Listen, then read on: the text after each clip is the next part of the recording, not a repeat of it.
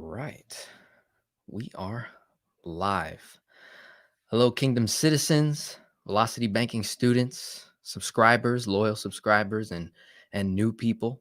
My name is Denzel Rodriguez, your personal finance geek of the 21st century.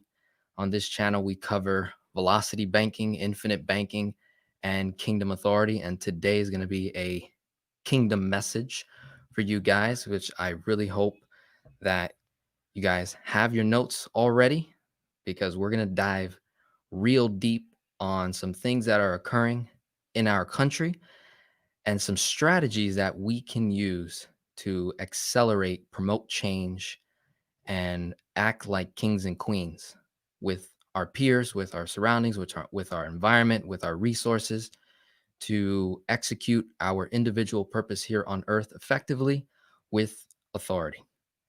And I'd like to introduce my friend, Dr. Eddie Connor. Bring him on the screen now. Welcome, sir. How are you? Tell us a little bit about yourself. Go ahead and unmute yourself. And One. I'm going to give you the floor here. Yeah, absolutely. What a wonderful honor it is to be sharing with you and your audience. You do such incredible work, being able to cross pollinate with so many different people of various persuasions and backgrounds. 305 to the 954, all the way to where I'm at in the 313.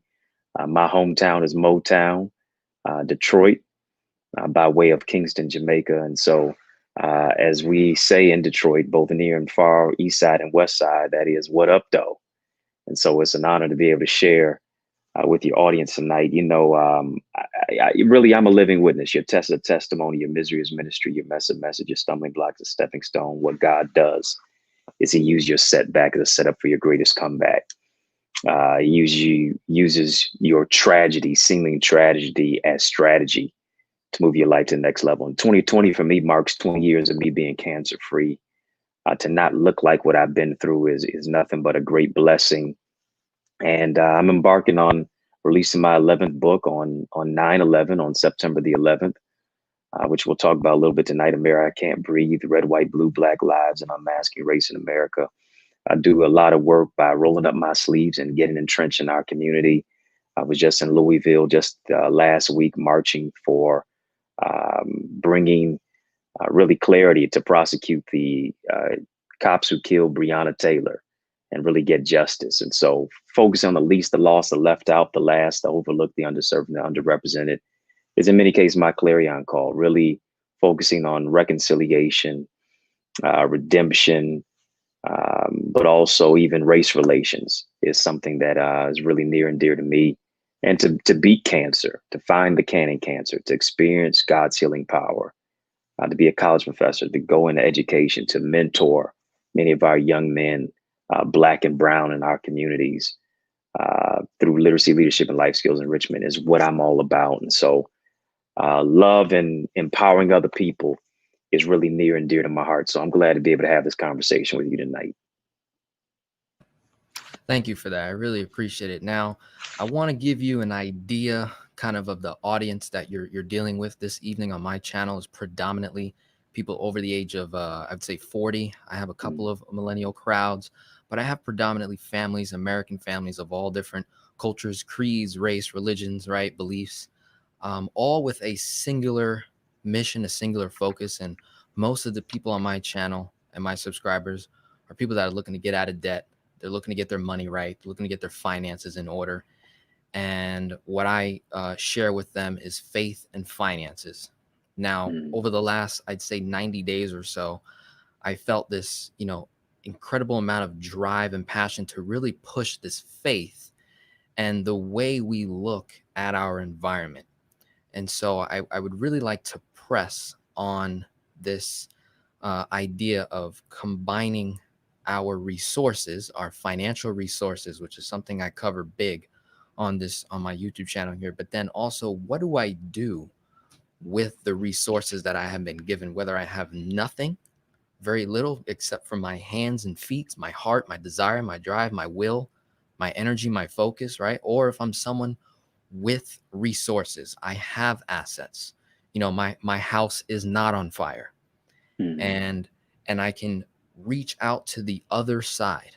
right? Whether it's another political party or another organization or another religion, another culture, another creed, right? So the main question is, how do I implement kingdom keys to restore the American culture, which I believe is right on in alignment with what you're doing. So you can share with the audience kind of what your main focuses are right now, right? The projects that you're working on, and how do my clients that I've been programming them in this kingdom mindset, both kings and queens, to execute authority in their community and, like I said, reach out to the other side and restore a culture that is hanging on life support, like you mentioned in your book, which I just received earlier today, that I just started reading. I'm only on the first chapter. I'm a slow reader, but man, the first like 5 pages, you're sharing your story and you just immediately go into the heat of it, like what's happening. And someone like myself, I'm like blind to it, so really educate us on that. So just to recap, using kingdom keys to restore the American culture. What do you say to that? Well, we're literally caught in two pandemics right now. We're caught in a cataclysmic cacophony, simply because, yes, we're in the pandemic of COVID-19, but we're also caught in the pandemic of racism since 1619. We can think about the Native Americans. We think about our Hispanic, our Latino, Latinx brothers and sisters. We can think about Asian Americans who have been caught in the chasm of what it is behind this red, white, blue um, symbolic flag, but we've experienced tyranny under the flag. And so I think when you think about police brutality, when you're seeing everything of this year, 2020, in many cases, been a his ways and not your ways, his thoughts are not your thoughts kind of a year. We came into 2020 with in many cases, a vision for what it is with our own life. And I think our vision in many cases was too small. But now being able to see with clear vision what is going on, from Black Mamba to Black Panther, this has really been some kind of a year. But even in the midst of that, Black lives have been caught in the chasm of police brutality, of even tyranny. We see 49 to 50 million Americans have filed for unemployment this year.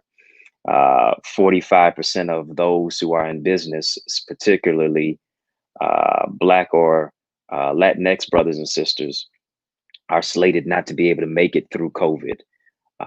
They're depicting, according to the New York Times, that 33% of churches will have to close due to COVID-19.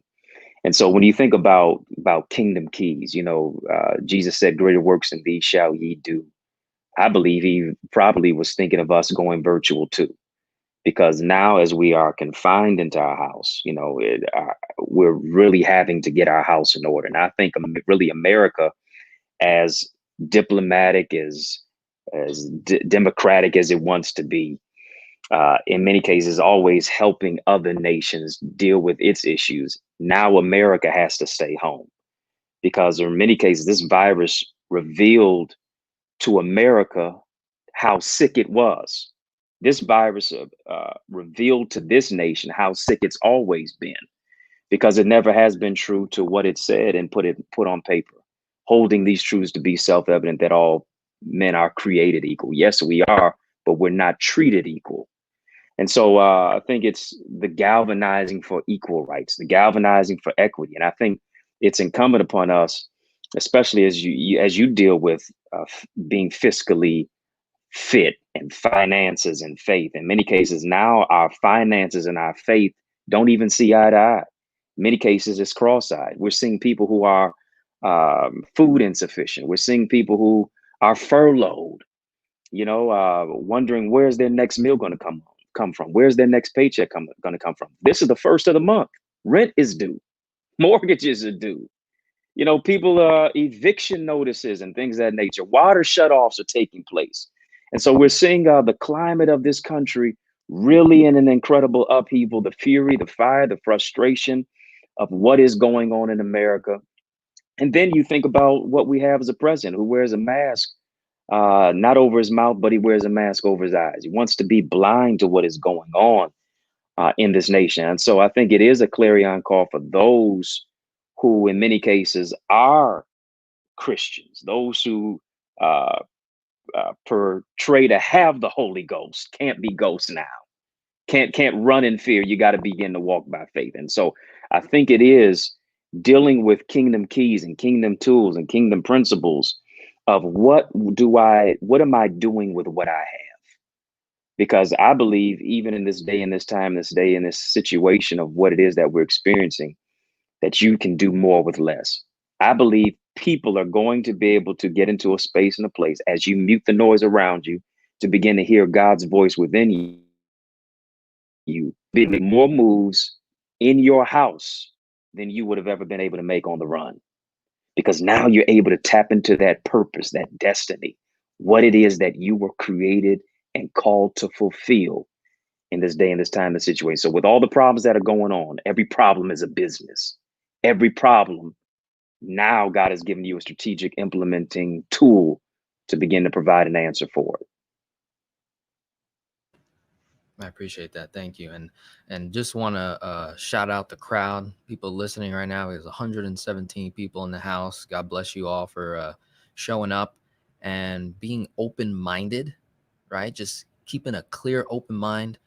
We're going to be discussing, what is happening, facts, the reality of the situation, and ways that we can obviously, us kingdom citizens, implement our kingdom concepts, our kingdom laws, our kingdom mandates, kind of going back to the basics, the fundamentals of how someone ought to treat their neighbor, right? And how we should operate in this beautiful country. It's still a beautiful country.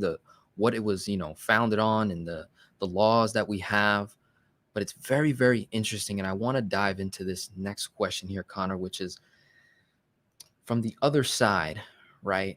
Take, for example, I was listening to a guy by the name of Ben Shapiro, and his argument was against systematic oppression, right, or systemic oppression, where he says, point me to a law that says that we're racist, or that we're this, or that we're doing that in this particular state.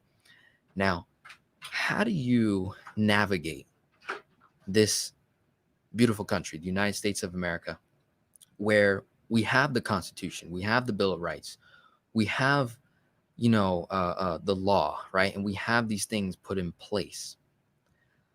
But take, for example, in my environment, I serve a fairly large demographic of Blacks and a bit of Hispanics. But I would say a majority of my clients are, say, Jamaican, Haitian, African American, right, Bahamian, and I don't see the law, right, or that systematically oppresses those people, but I see it in the numbers, right? When I'm helping them with their finances, I notice a drastic difference in the loan interest rates that Black people pay versus Hispanics versus whites, right? And it's like, where is the documentation, right? How do you navigate where it's not, because the you should say the top of the top, they got smart, right? They removed the physical change, the physical chains. I'm sorry, they removed the physical chains, but then they just went straight here. They went to the mind, to control the mind, right? And so I wanna ask you, because this is something I struggle with, where it's like I see someone, like, for example, I had this one gentleman had a 45% interest rate on a truck, on an 18-wheeler. Now that is usury, right? Right. And then I see other families that have regular personal loans, 15.99% and 21.99%. But then when I work with my average, friendly white Americans, right, or different cultures that say are a bit well off to do than others, they got 1% loans and 2% loans and 3% loans and 0% offers from the banks. And I just can't figure this out. right? And like I said, I'm dealing on the financial side where I'm trying to provide solutions to a problem, to a cause.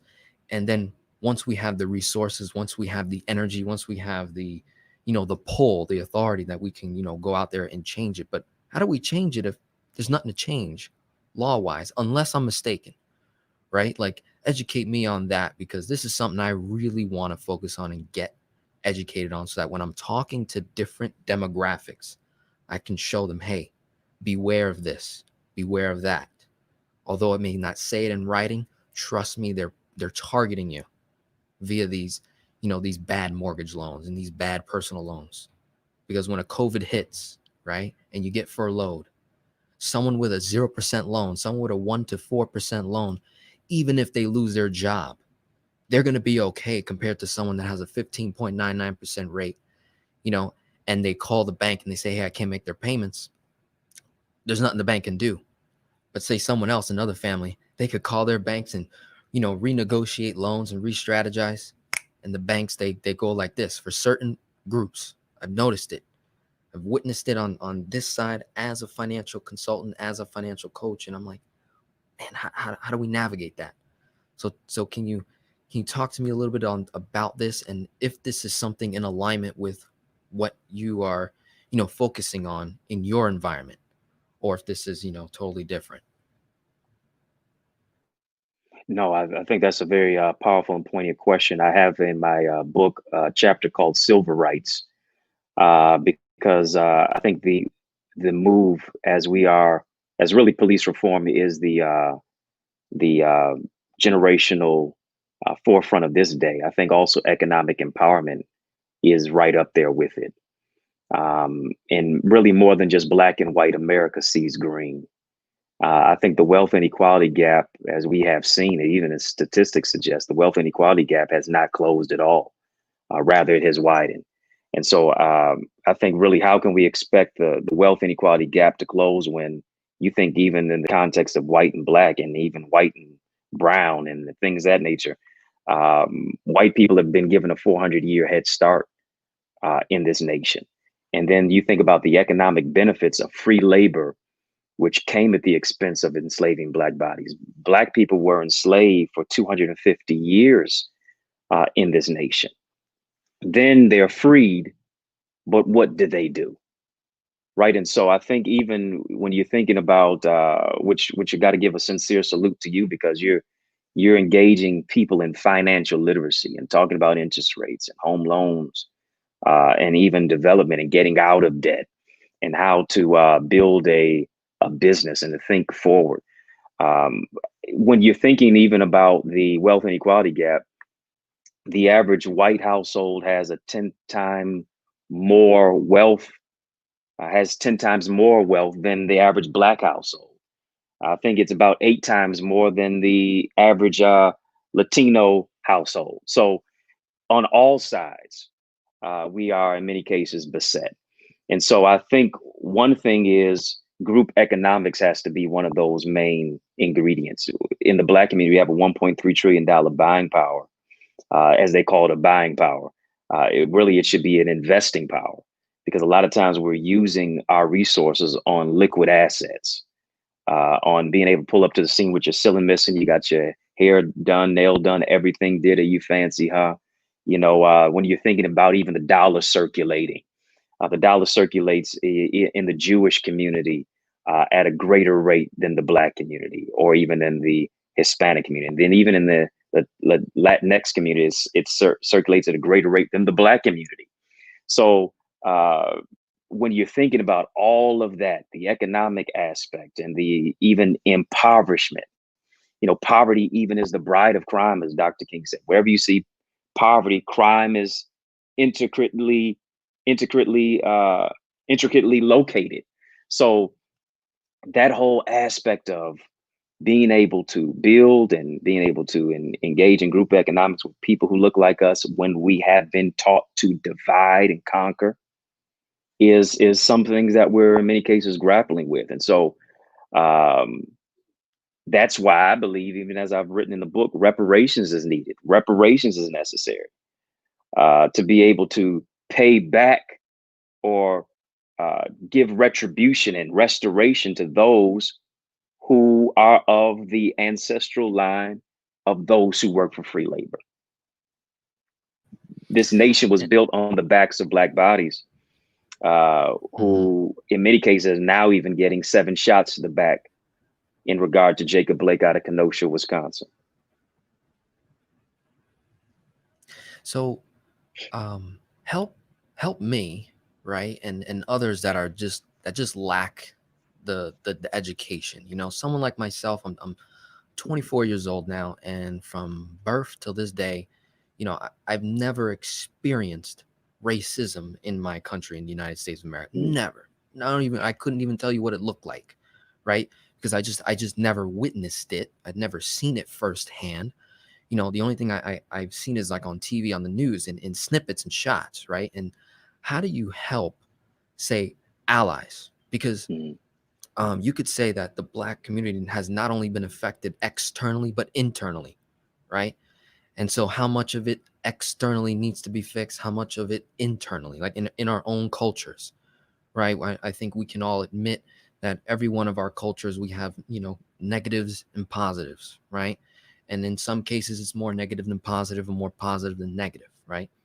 So when you're looking at, say, someone like myself or people in the room here that have never experienced racism, America's the greatest country in the world, and then you drop facts like 1619 to COVID-19 and mm, 400 years of free labor, basically. Our whole economic system being built on, like you said, Black bodies, right? Being shipped here to this land to operate it, build it. And then when they developed the economic system, they based it off of, you know, very, very cheap labor, right? And mm, minimum mm. wage, right? And promotions and things like 25-cent raises and 50-cent raises. Um, Take us through a little bit of a history class here on how, someone like myself can see it for what it is, identify it, and then me as an ally can stand behind with the Black community, with a different culture, together as one kingdom household to move Mm. forward. Because I see it as my house is not on fire, but someone else's house is on fire. And no, I don't share the same skin color. No, I don't share the same cultures, the same creed, the same religion or philosophical beliefs. But that doesn't mean that I can't, you know, uh, be a powerful ally in that sense and be able to, move forward with you and help you along the way. And then dive into reparations, right? Did I say it right?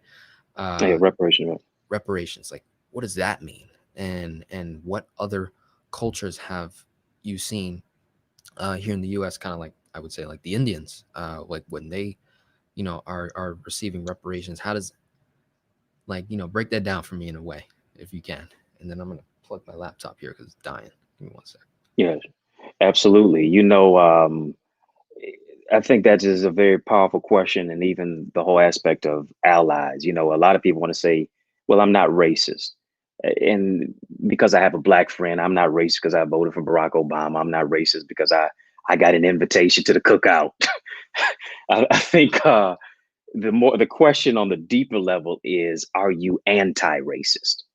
And I think anti-racism more so underlines the whole aspect. I'm going to speak out on behalf of those who are disadvantaged, simply because racism is really a powerful system that creates false hierarchies of human value.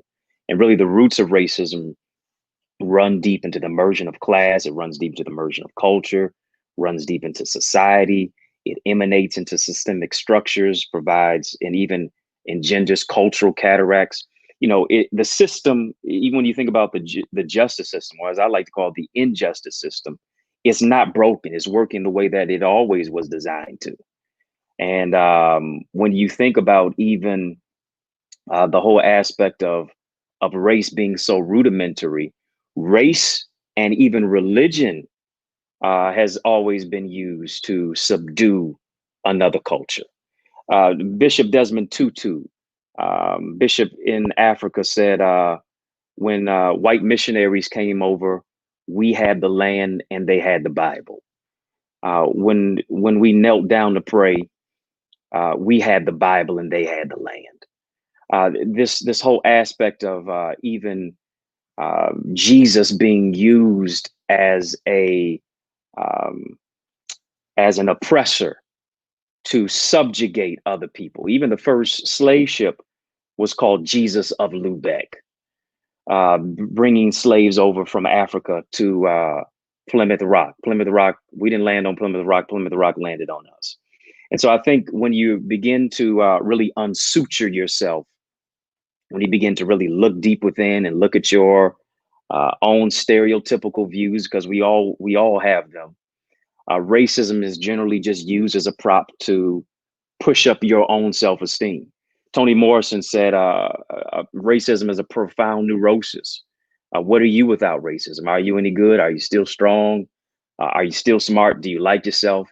And so when you think about the fragility of white supremacy, when you think about the fragility of what racism is anyway, white privilege, white supremacy, systemic racism, the real question is, when will we make America great for the first time?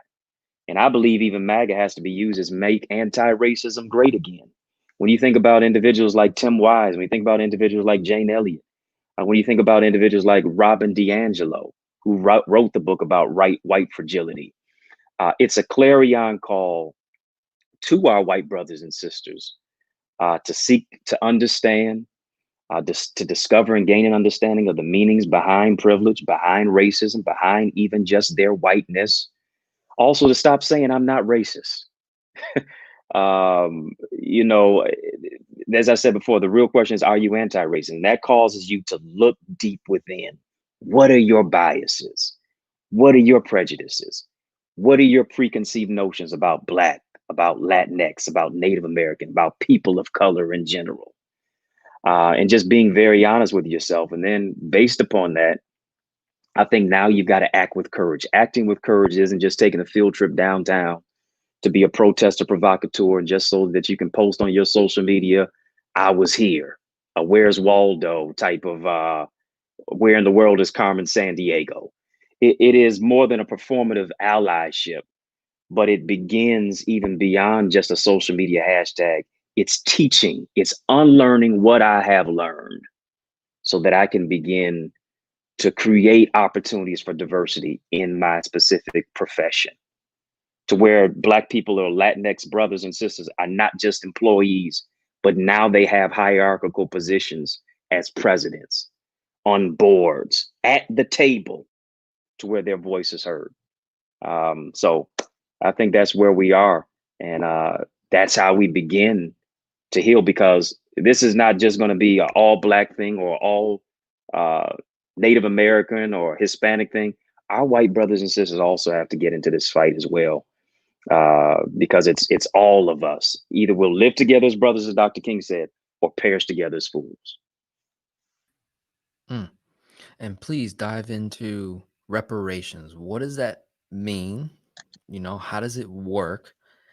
And, who pays for it in Mhm. that sense? Like me thinking as a financial guy, okay, reparations guy got to pay back to, certain, like you said, ancestral Mhm. lines, and just what goes into what would be the process to make that happen Mhm. ethically, effectively, and, in a way that it's not just free money, right? Mhm. It's not, because then that would just be a band-aid, but actually it comes with, a scholarship to this, a program, a financial educational course, an economic 101 course to this, maybe in a way where, okay, you get an incentive to start a business because you're this, and you come from this line, this creed, Mhm. in that sense. Kind of break that. What would that process look like?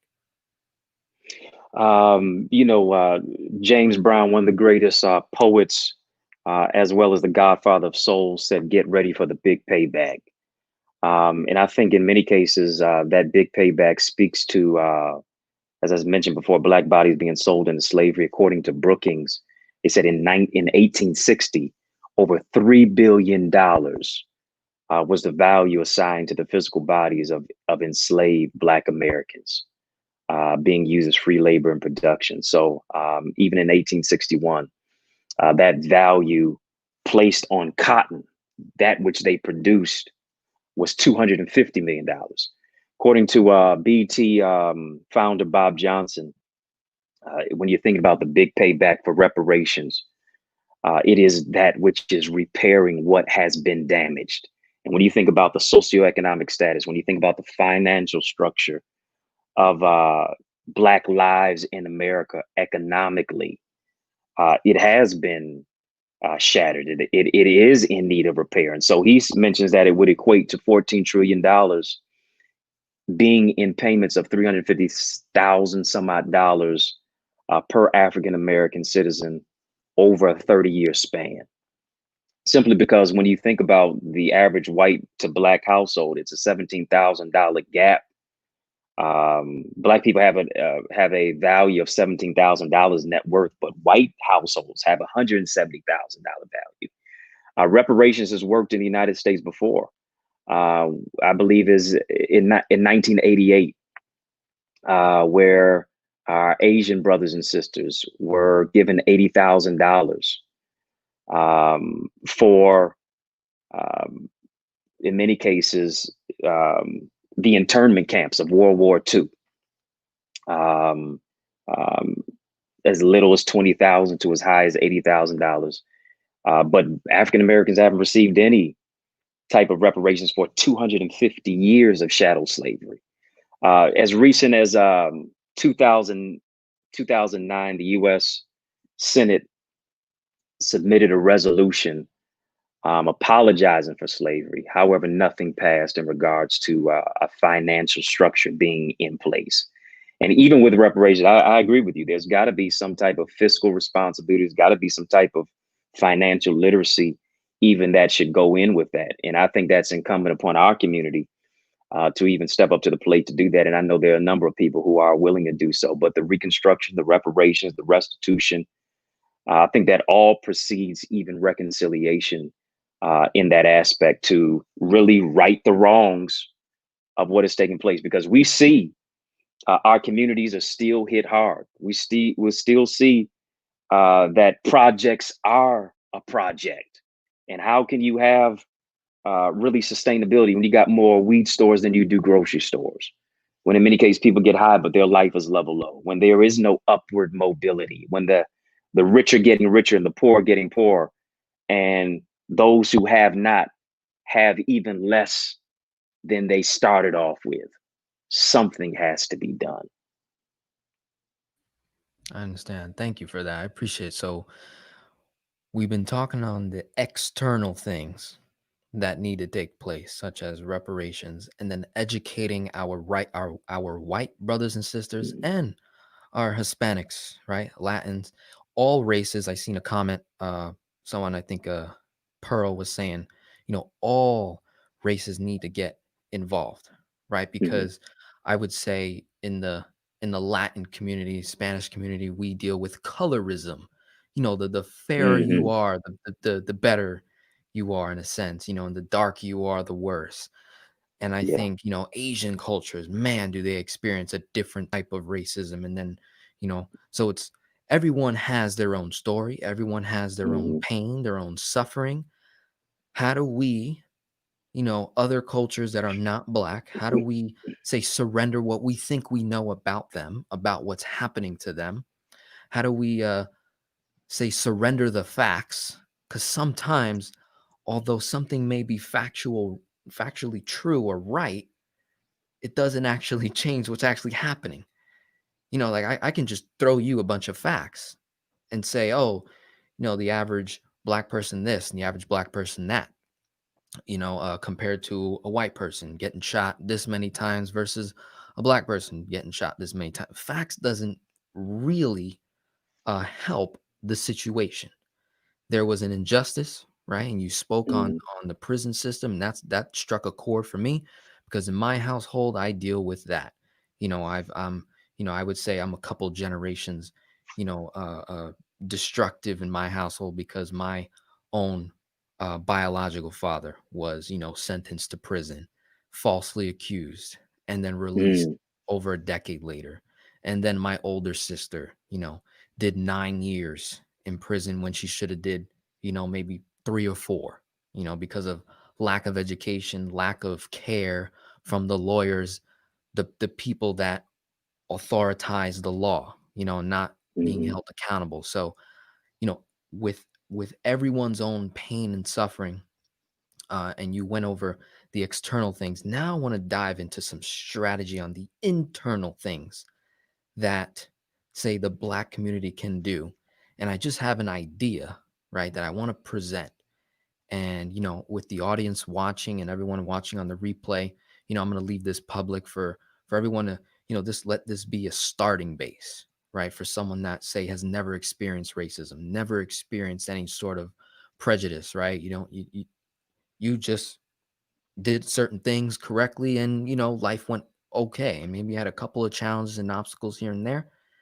But you're still here, you're alive, you're well. Like I said, your house is not on fire, and you have enough resources to extend, to do a kingdom move, which is giving, right? One of the main keys to the kingdom is giving, right? And being able yeah. to, give without the expectation of a return, right? When a king visits another kingdom, right? They always come with gifts, right? It's kingdom protocol. So me as a king, you as a king, we're here today and we're giving gifts, right? Which is wisdom, it's knowledge, and then it's tangible things that I can go to the bank tomorrow and cash in on it. You know what I mean? And Mhm, what I mean by mhm, that is literally being able to process the things that Dr. Eddie Connor is saying, I'm saying, and deliver it to your community. So, with that being said, internally, here is an idea. And I've just been kind of doing research myself on this. Um, One area I want to be able to focus on is usury. And again, I'm in the financial space, which is maybe there is certain protocols, certain laws that we could enact in certain, maybe, environments. I don't know, certain states, certain cities, certain counties, um, maybe an area that is predominantly low income, right? Low mhm, middle class, poor, that, you know, from a ethical position, if I'm a lender, if I'm a corporation, if I'm a bank, that I am ethically not going to give this Black family, this Hispanic family, this white family, poor. I'm not going to give them a loan more than 10%, right? As mhm, opposed to a 25% car loan from a third party dealership, on the side of the street. You know what I mean? Or a 25% interest rate credit card, that we're going to create the rule, right? We are just not going to do that. It doesn't make sense. It doesn't help them. It it sure as hell helps me, the lender, the bank. I know that for a fact. I mean, that's mhm, profit beyond measure because they don't know any better. They mhm, don't know that 0% credit cards exist. They don't know 0% loans exist. They think it's a myth. I can't tell you how many videos I make on my channel where someone's like, "You can't do that.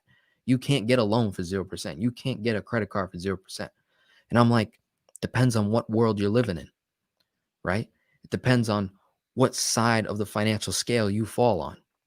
How does everyone get access to that? So that's one idea, is being able to tackle usury, just lowering the standard of credit cards. I mean, do I really need to profit that much on a low income poor person? Like, really? Or can I give them the card with a little education tied to it, and ways that they can use that card to their advantage to get themselves out of bad debt into good debt, into leveraged debt, or into assets that produce cash flow, right? And so, with that idea, I want to present and look at what other cultures have done. If we look at the Jewish culture, if we look at Asian cultures, right? How they did it, how you were talking about circulation of money circulating within the same community, the same culture, right? What if we had a strategy that could involve the church? right? Ecclesia, right? Which is a government. Hmm. For those who don't understand, church is government, right? It's just that Right. I say Catholics and Christians have forfeited that a long time ago, right? And we need to go back to that being our base, church, because we understand that civil society was built by the church, not by anybody else, but by the church, is what can in many ways reduce police brutality, right? Stress, oppression, right? Greed, keeping our churches open in times of crisis, right? And focusing on so having church be a ground, right? A base. And then introducing not just financial literacy, but copying what these other cultures have done, which in many cases, here's what they're doing, and this is what the wealth do is, let's say Denzel and Connor, we both start a church together, right? And we put it in the heart of a low income producing community, whether it's Hispanic, Black, mix, all in between, right? Follow me so far and everyone watching. So, in that, we have members that are going to show up to the church, they're going to participate. And then we'll have employees, right? People that work for the church and get paid. What if we had, say, maybe we got like 20 employees, right, in the church working for us, deacons, ushers, right, people walking people to the pews, and treasurers and accountants, things like Hmm. that. Out of those 20 people, we have maybe 5 that are elders, right? They're over the age of 60. If all the church did was establish high cash value life insurance policies on those people, right? Permanent life insurance policies on those employees, and we copy and mimic what these other cultures have done and what major banks and corporations do with their money, right? Is they put what's called key man life insurance, is what it's called. Key man life insurance, or corporate owned life insurance policies, or bank owned life insurance policies. They put it on their top executives, right? But what if the church put it on their top committed kingdom citizens in that specific church, right? And we did it on, let's say we had a church, you and I together, and we did it on our 5 elders that are over the age of 60, that are likely going to pass away in, say, the next 30 years or so. And we funded these things, and we used these life insurance policies, not only for the death benefit and the growth of it, but the ability to fund employment, pension plans, right? Fund healthcare through the church, right? So not only are we preaching the word, right? The authentic word on Sunday, but then on Monday, we're showing them, life insurance 101. And on Tuesday, we're showing them health insurance 101. And then on Wednesday, we're showing them, economics 101. And then on Hmm. Thursday, it's business and entrepreneurship. And then on Friday, so it becomes a daily renewing of the mind, right?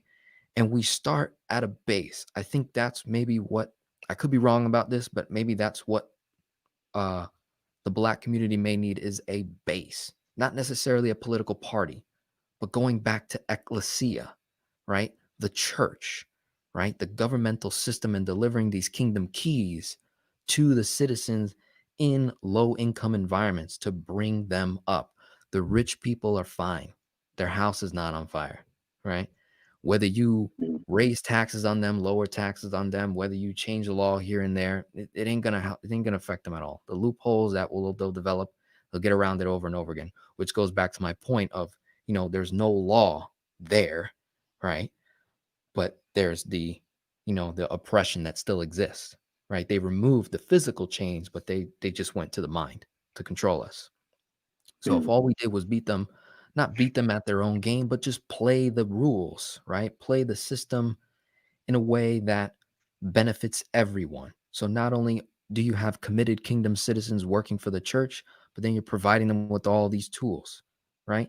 And then when a kingdom citizen passes away and meets their Lord, guess what happens? A tax-free death benefit payout to the church occurs. $500,000, $1 million, $1.5 million, right? And so you start with your employees in the church, and then you reach out to the citizens, the members. that are showing up and tithing 10%, right? And then we create Mhm. the cycle of money, being able to use $1 more than once over and over and over again. So now we got money circulating in the kingdom over and over and over again. We are now starting to restore American culture with kingdom culture, right? And start to operate. Let me get your thoughts on that. What do you think about that? Am I way out in left field? Am I crazy in the head? Or am I, is this something that could actually be done in low income communities and using the church as a base to start with? What would be your thoughts on that? Well, I think now we have to rethink, in many cases, how we do ministry. A lot of times we've just been having church, but we haven't done ministry. And in many cases, for many of our churches, their most valuable asset is not their praise team, is not their deacon board, is not their choir. In many cases, not even in many cases the members, so to speak, but it is their visual arts department. It is their graphic design department. Um, it is, of course, the word, but it also is in a way to even think differently more than ever before. So moving from having beyond just membership, digital discipleship, I think is very, very key. So I think we have to rethink. Maybe we have to unlearn to relearn um, in this day, in this time, this season, as we're caught in the chasm of this COVID crisis. I think one thing, especially even a scripture mentions in Romans chapter 15, verse 1, it says, "Ye who are strong must bear the infirmities of the weak." So that speaks to the responsibility of privilege. And what would happen even if our churches that are thriving, whether they be white, black, or otherwise, began to say, you know what, these churches that are at risk, 33% of them that are at risk of closing, why don't we help them? And I'm sure there are churches that are doing that. I don't know if there are enough though, because now people have to pivot. People are trying to prosper. People are trying to be proactive in the midst of this pandemic. And so I think now we're going to have to really rethink ministry, especially as Christian website Barna speaks of millennials being absent from church when it speaks to the COVID crisis that is hitting the church. We're going to have to rethink about how we're sharing our wealth. But even in that whole aspect, as we were talking even about reparations, it is biblical even in that whole aspect. I encourage your audience to check out Deuteronomy chapter 15, verse 12 through 15, and it speaks to the whole aspect that if any of your people served you, it mentions 6 or 7 years, and we know that African Americans, Black people served unwillingly for 250 years. You must let them go free, but not just let them go free. Here's the other B clause of that.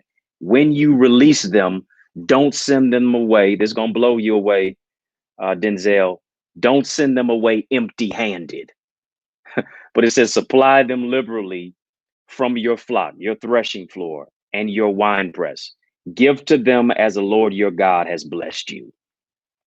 So I think that's very, very key. It's very important. It speaks straight to the fact of where it is that we are. And this is going beyond just words. This is deeds, because we're seeing some of the greatest uh, racial vitriolic bigotry, not only neo-fascism, neoliberalism. This is beyond party. We've all been, especially if you're Black or Latino in America, if you are a person of color, you face some type of vitriolic rage. And in many cases, racism is bipolar. It's covert and it's overt when it wants to be. So we've all faced that same type of penury and penalization under the tyranny in this country. And so, and it is from those who uh, preach Jesus and Him crucified. You know, can you be racist and Christian? We're seeing that happen now. And so it is totally contradictive. It is totally antithetical to what Jesus mentioned. Listen, the cure for COVID-19 spiritually is in Luke 4:19.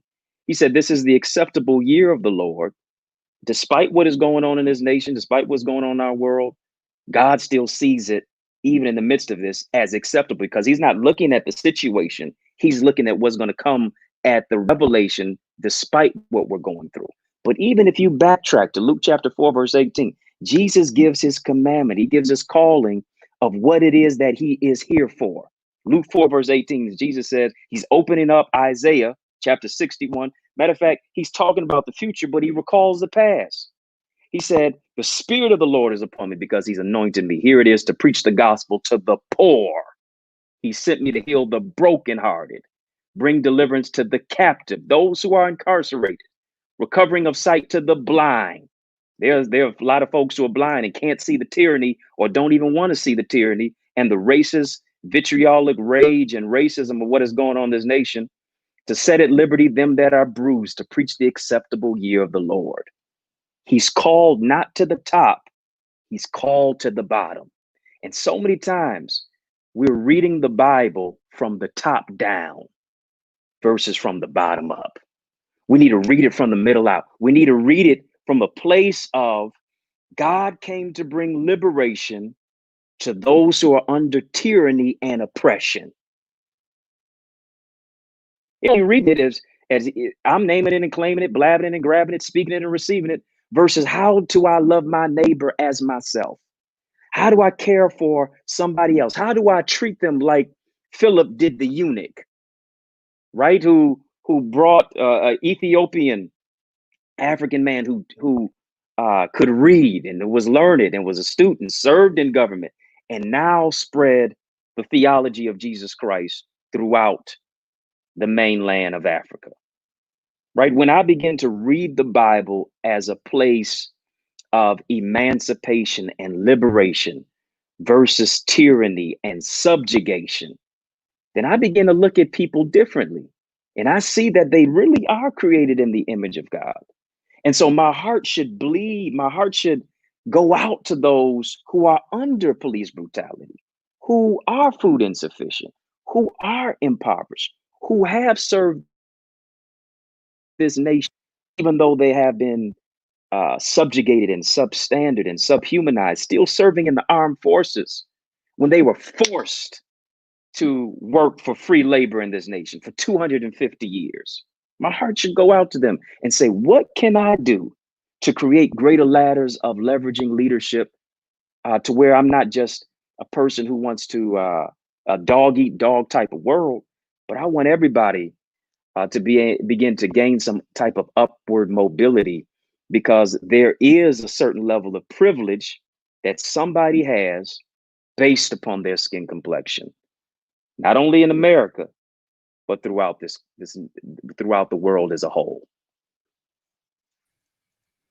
Wow, man, this is getting deep, and I hope some people are really focusing and taking notes and taking certain things, and like I said, just dropping what you think you know about things and just allowing someone to talk, right? And be heard. I think that's a very, very good skill to have, Mhm. right? So if you're coming from a place of pain, of suffering, of this versus someone that say was born without suffering, was born without pain, didn't have to go through that. How can those two come together and give value and not feel like one is over the other, but still see eye to eye, still see equals, see each other as equals? I think what's really important as you're talking, I'm seeing the comments come in. I'm seeing the emotional comments come in, right? Mhm. I'm sure there's people. So what I want to do to cater to both spectrums, and this is what I do often on my channels, I let people know what my stance is. Look, I am a king. Mhm. I serve the King of Kings. I call him Jesus. I call him God Almighty, right? He has many different names, right? Jehovah, Sure. Elohim, right? He comes in many different names. The reason for that is he is who he is. He says, I am that I am. He shows up as the tool needed for that particular individual. So if you need money, right, then there's a God for that, right? And it's the same God. It's all one, right? And that's the Trinity. God the Father, the Son, and the Holy Spirit. I let people know my stance. I let people know where I'm coming from and where I'm going, direction I'm going in, my purpose and values. But then I also like to bring the case up logically, right? So to the viewers who are not Christians, to the viewers who are not Catholics, not Jews, don't believe in Jesus, don't know Jesus, believe the Bible is inauthentic. It conflicts itself, Mhm. thinks it's, Mhm. it's pro-slavery in one verse, and then another verse it's, against slavery. Or did I just Mhm. misinterpret? Right? It's against this particular law, and then all of a sudden it's not. You've got Old Testament, you got New Testament.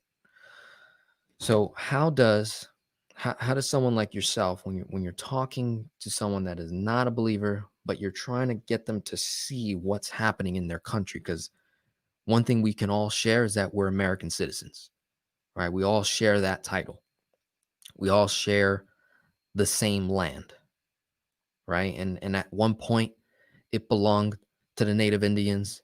At another point it belonged to Britain. At some point it was China's. At another point, so you could say everyone at some point has shared this land, owned it, operated, had authority over it, had slaves, and now we're living in a country where that doesn't exist, the physical Mhm. slavery, but now we have mental slavery, right? So how do you approach it, without the word, so to speak, just to be able to reach out to that other side? I try to do this all the time, but while letting people know where I stand. I'm not compromising my faith by sitting in a room with an LGBTQ community, you know what I Mhm. mean? Or with a radical, white supremacist, right? That is now an ex white supremacist, but, still not a Christian, or whatever the case may be. How would you approach it that way when you're trying to, you know, um, soften someone's heart, kind of like, I know there's multiple verses in where God instructs us believers to pray to soften the enemy's heart, right? And produce Mhm. love, because the only way to beat the enemy is through love, right? Mhm. So Oh yeah. talk about that, like kind of like educate us on the different ways to approach this, as we dive deeper into this rabbit hole that we've gone into so far. Sure. Sure. I think that's a great question, and you'll know a tree by the fruit that it bears. And I think in this season where everything seems to be barren and seems to be in a fiscal famine, another recession, so to speak, I think people. The greatest sermon that someone can preach is not with their words, but it's with their life. And so I think as people begin to just see how you live, nobody, people may never pick up the Bible, but they'll see the Bible through the way that you live your life. And so I think just the whole aspect of even what we're talking about tonight, kingdom keys, kingdom principles. Everybody may not understand page and verse and chapter, but they do understand principles. They do understand character. They do know what love is exemplified. They do know what it is. People don't care how much you know until they know how much you care. And so being able to express that TLC, so to speak, that cares for those. You treat the CEO just the same way as you do the custodian. You're not differentiating or discriminating how you act based upon who someone is. And so understanding that our diversity is not adversity, but our diversity is strength personified when we come together in unification. I think that is the greatest, aspect. And I think people just want to know uh, that your humanity is still um, expressed, that it is seen, that is the transparency of humanity. We're dealing with so many things, from from putrid politics and politricks of what we're seeing today, where it's a cyclical cycle of negativity and a cesspool of tyranny. Where's the humanity?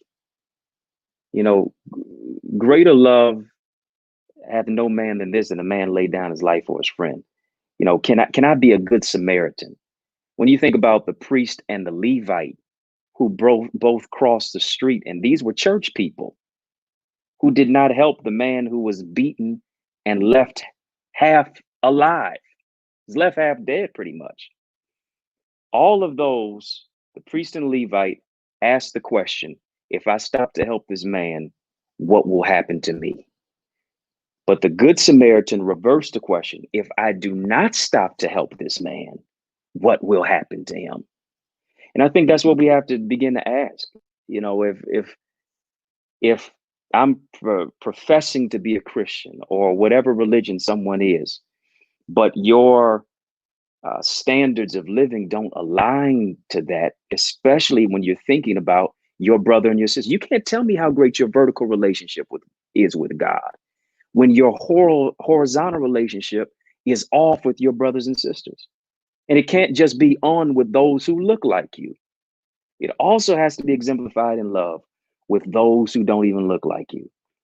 And so when it comes from the Good Samaritan aspect of love, how can I help somebody else?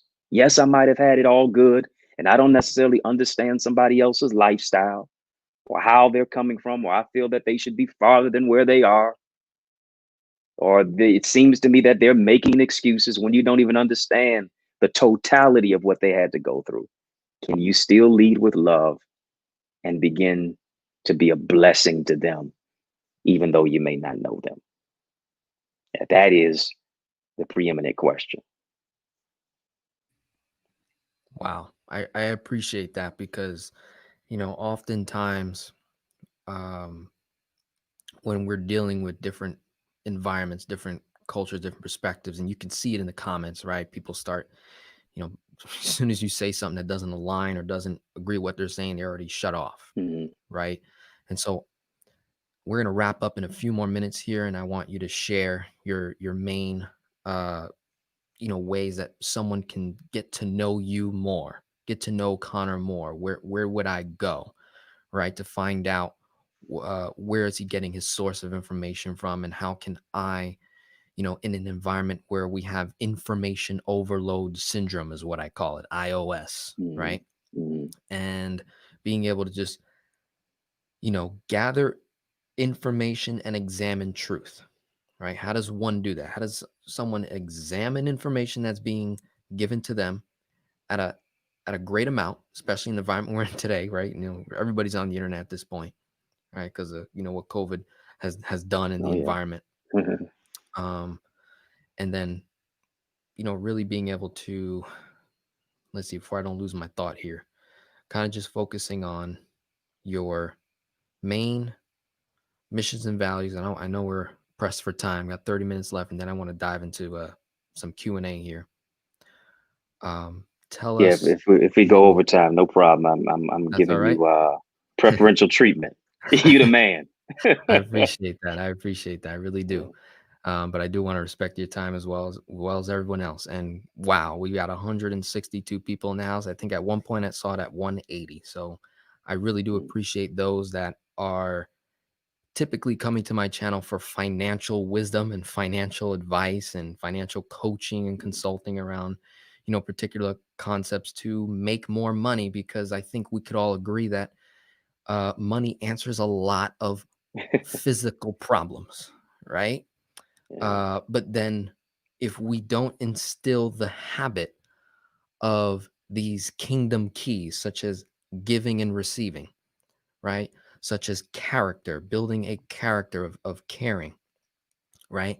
And doing what you would do to your neighbor, treating your neighbor like you would treat yourself, right? And for those that don't understand, and I want to bring in some definitions, right? I think this would really help people to Mhm. to understand definitions, terminology, because you could say a word and it'll mean one thing to someone and another meaning to someone else. So when Connor and I are talking about the kingdom is not a religion, right? The definition of religion is to search. That's all religion means, is to search. Well, once you've found something, you've discovered a location, a territory, a place. And that's what the kingdom is. A kingdom is a territory. It's a place, it's a physical place, right?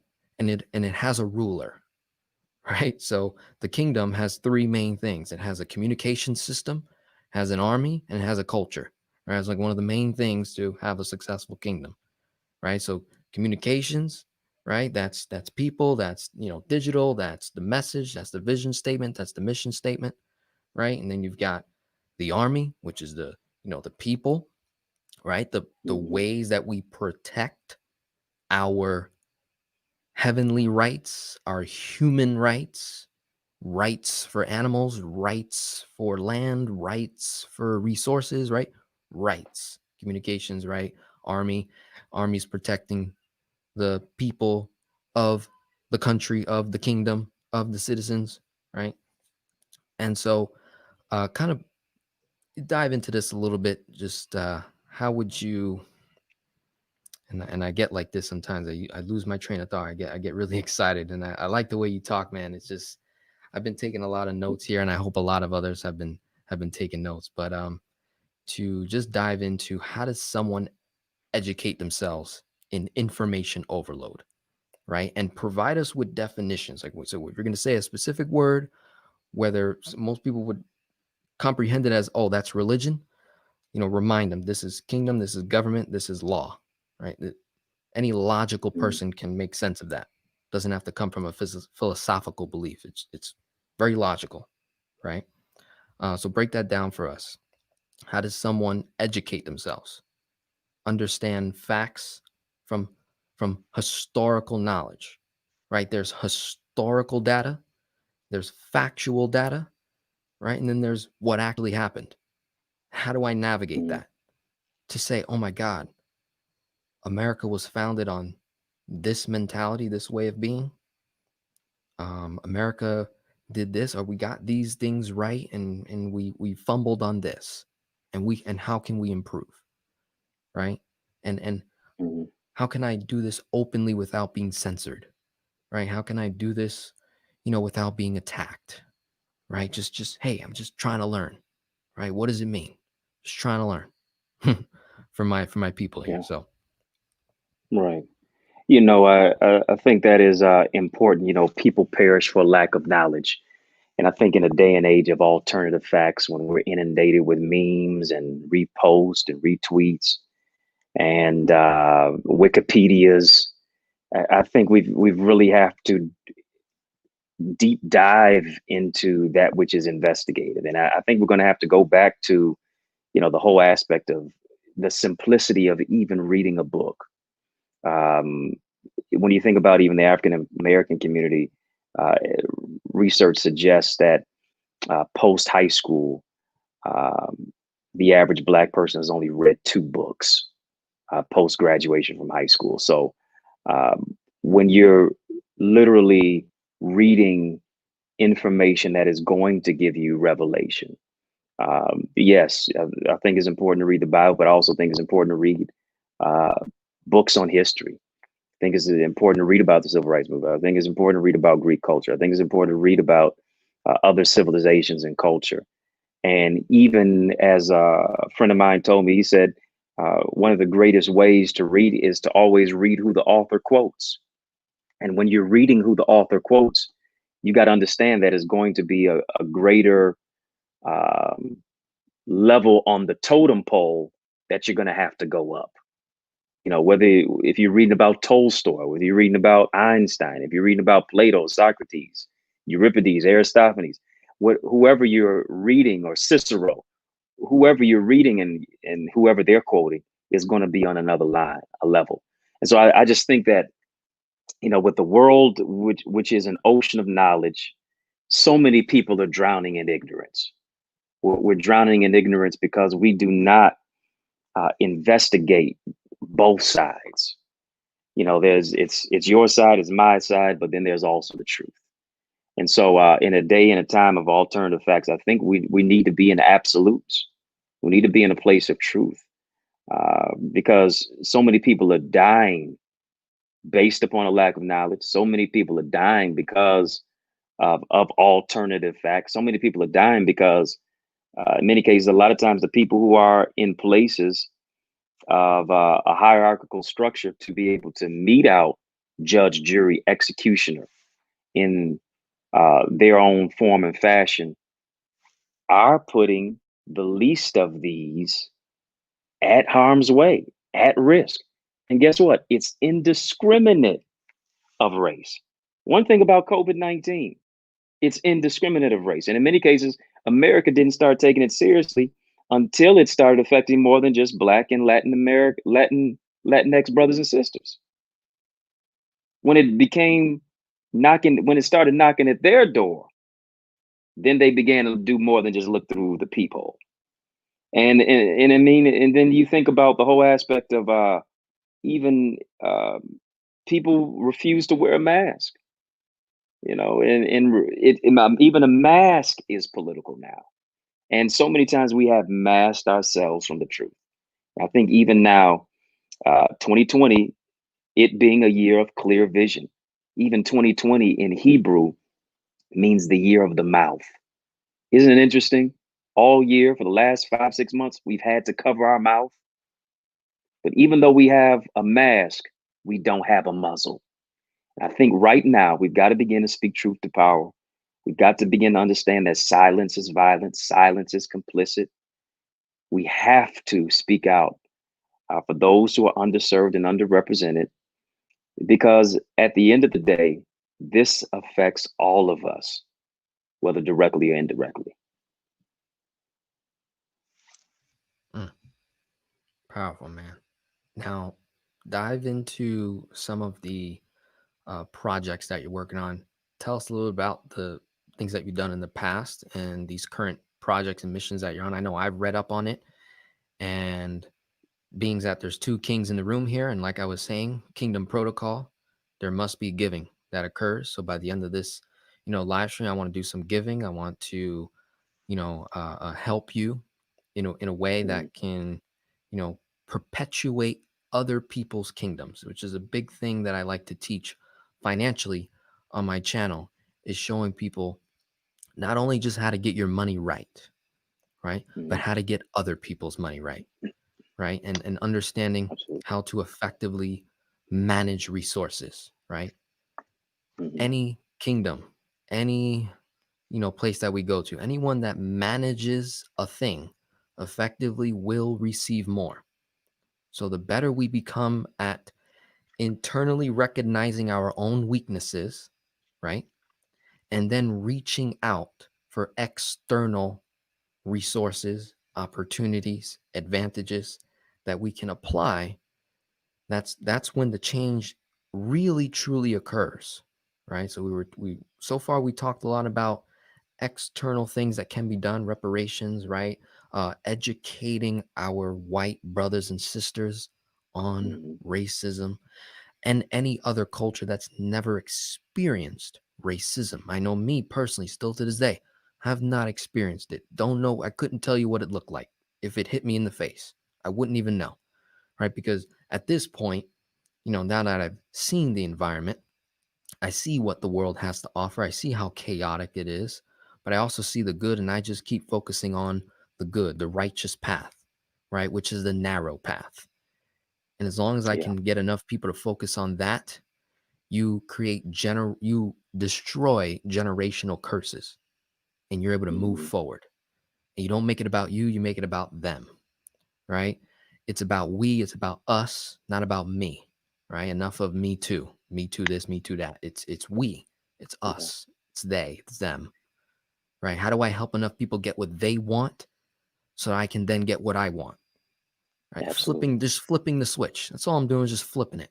We're in an environment where there's an exponential amount of resources and wisdom and knowledge out there. It's available, it's there, it's ready.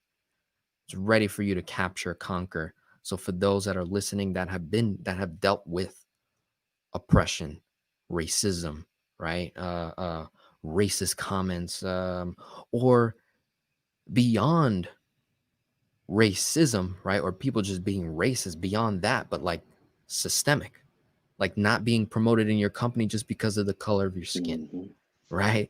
Or not getting that low interest rate loan because of the color of your skin, the zip code that you live in, right? And being able to rise above that. What are the strategies? What are the tangible things that I can take today? Listening to Connor here, myself, how can I be the leader in my community despite my religion, my race, my kingdom beliefs, my mentalities, despite all of my weaknesses? How can I become a leader, right? How can I promote wisdom, promote strength, right? And honor and gratitude and glory to others? It's only going to come back to me. The more I give, the more I receive. And we're going to display that Mhm. today. All right, we're going to display that this evening. So tell us a little bit about your projects, specifically things that you're doing in your community or in your area or around the country for that matter, because I know you travel a lot and you're doing tons of interviews, and I've been looking at your content. I'm like, this guy's everywhere. Mhm. Well, I have to say it's an honor to be on your channel. I've been on a number of channels, but it's an honor to be on your channel with your network and with your audience, because there's a quest for information. You're providing a lot of knowledge to people who are ripe and ready to receive it. Um, Really, what I'm galvanizing. Dr. King wrote his last book, and ironically, in 1967 in Jamaica, where I grew up for part of my life. Not that year, but just on the mainland of that country and that island. He wrote a book called "Where Do We Go From Here: Chaos or Community." Uh, in my book, "Mayor, I Can't Breathe," and I'll hold it up. The last chapter of the book is called "Next Steps." And it's focusing on that whole aspect of what do we do next. And I've been really involved in, and I'm so grateful and gracious that even just last month you were part of this vision summit that I focused on education, empowerment, and entrepreneurship. And I really have a love for entrepreneurs. I just have a heart for people who are literally trying to build from the ground up. An entrepreneur is like one who jumps off a cliff and builds a plane on the way down without a parachute. A lot of risk and reward, but you don't get the reward without taking the risk. And I think even in this time, even furloughs, as painful as it is, to a certain degree, it just might be a hidden blessing, because it possibly be that God wanted somebody to move out of a place of being an employee to an employer, but he had allowed you to be furloughed. So I'm focusing on entrepreneurs, developing them, indiscriminate of race, but of course, really focusing on that skewed segment, our Black and Latinx brothers and sisters, who in many cases are without getting PPP loans, without getting those ladders of leveraging leadership and diversity and upper mobility in their specific corporate ladder structure.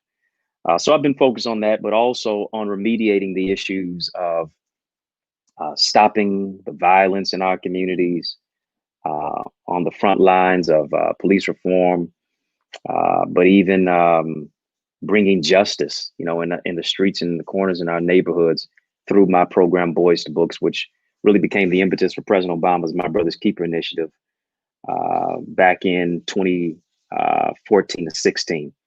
I worked in Congress with former Congressman Hanson Clark to really remediate the issues that is affecting our Black and Latinx brothers and sisters, especially on the educational aspect, socioeconomic status, job placement, vulnerably housed, many of those things. So really trying to focus on that. And so really getting people to be a part of it is always been a labor of love, and to get in many cases, people wanting to stretch their hands to it beyond just Black and Latino, but even our white brothers and sisters who want to support, has been an incredible blessing, because we're all in this fight together. You don't have to look like me to fight for me. All you have to do is get in the fight with me. I like that. I like that. You don't have to look like me to fight for me. I think that's, you know, that right there is we could close out right there. If if 10% of the people in this room got that, you don't have to look like me to fight for me. And I think, having that as your base, as your foundation, going back to some of the points that we made, the internal things that we can work on together, the external things that are just righteous. It makes sense. Reparations, got it, makes sense. Education about Black history and what actually happened, and how different cultures affected other cultures, and saying sorry. Oh, I'm truly sorry for what my ancestors did, and I'm sorry that this occurred to you. But I want to let you know that I'm not like them, that I'm renewed, right? I'm spiritually renewed. I have a new mindset, and I want to help you get what it is that you rightfully deserve, right? I want to help you achieve what you want to achieve, and you're still gonna have to work for it, right? You still have to work for it, but this time around, it ain't gonna be so oppressive and hard, and no one's gonna look at you differently. No one's gonna be scared of you or fear you in any way. We're gonna bring each other up together. I believe the number one system on planet Earth is still going back to the giving and receiving. If we want to restore American culture through Kingdom Keys, which again is not a religion, it's a governmental system. The kingdom is a business, right? It's a profitable business from day one, from creation, right, to the flood, to the birth of Jesus, to the death of Jesus, and to the millennium period that we're entering into, end times. It'll always be a profitable business, giving and receiving. Kingdom Keys, kingdom mentality. Can't run away from it. It's right in front of your face. No political party, no promise is going to give you the real promise which Jesus gave to us, right? Which he died for us.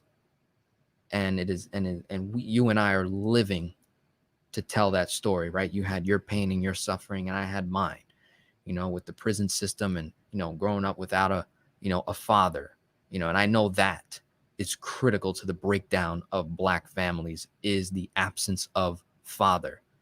And again, definition, father means source, right? Abba means source. So if the source is removed from a family, what happens? We can see the result. True. Exactly. So being able to restore these things in an ethical manner, in an ethical way.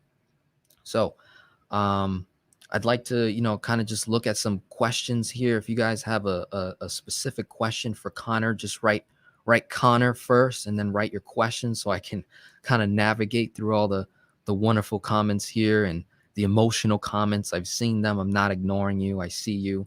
These comments will be, available later, and you can comment below in the comment section later on, once this video is taken down, and let this be a starting point for those like myself that are just completely uneducated.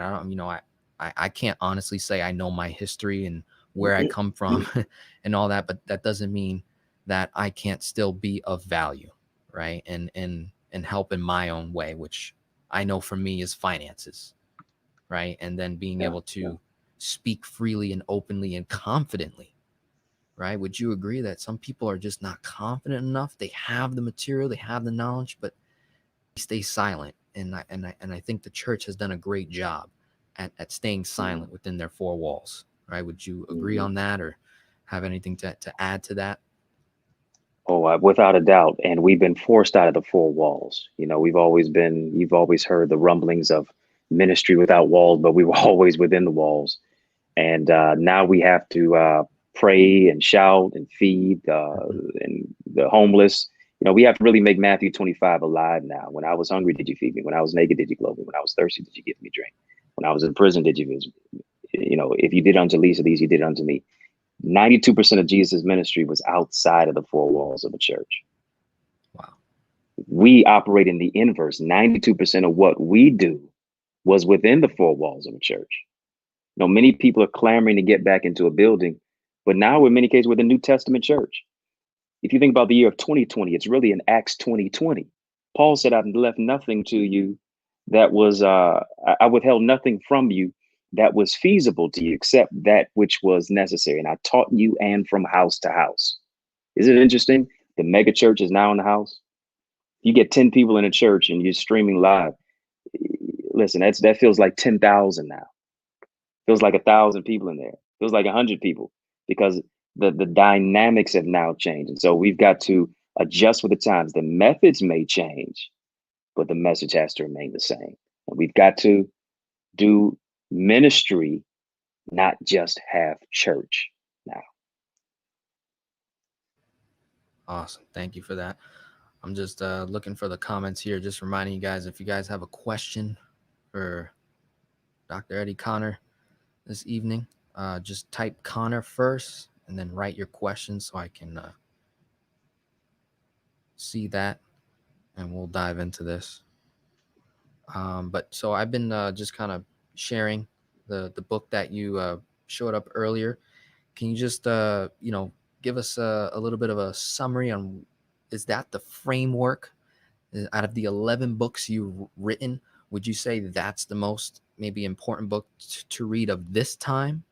Or is there another book that you would, kind of recommend someone get started with, right? If someone wants to get to know you, they're like, wow, I never met this guy, but I think this could be a starting point. I could put Connor in my fantasy league.